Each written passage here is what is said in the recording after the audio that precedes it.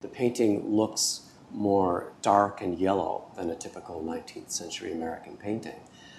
The critical question that we still were asking ourselves when we first saw it is, can we clean this painting? And this is because the greatest complexity, the most interesting complexity, is that Morse constructed the painting in an unusual way. He mixed varnish with his paint all through the structure of the painting. There is varnish mixed with the oil paint.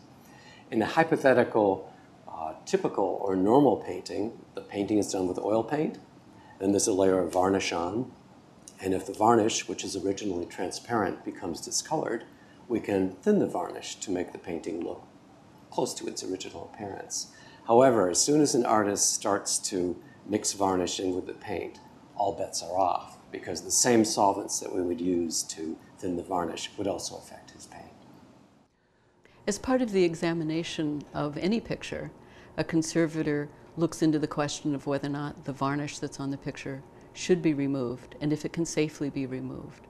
And the usual way to do that is what we call a solvent test, which is making a tiny little swab and using a range of different solvents to see what the effect of the solvent is on the layer of varnish, and also importantly, on the layer of the paint below. Sometimes, in relatively rare cases, but in the case of the Gallery of the Louvre, we discover that there isn't a solvent that will safely remove a discolored varnish without also having a negative effect on the glazes that the artist put on the picture. This was a time of great experimentation with artist materials. Morse's teacher, Washington Allston, was infamous for his innovative and sometimes quite strange materials that he added to paint, like painting with milk. Morse painted with beer as a medium at one point.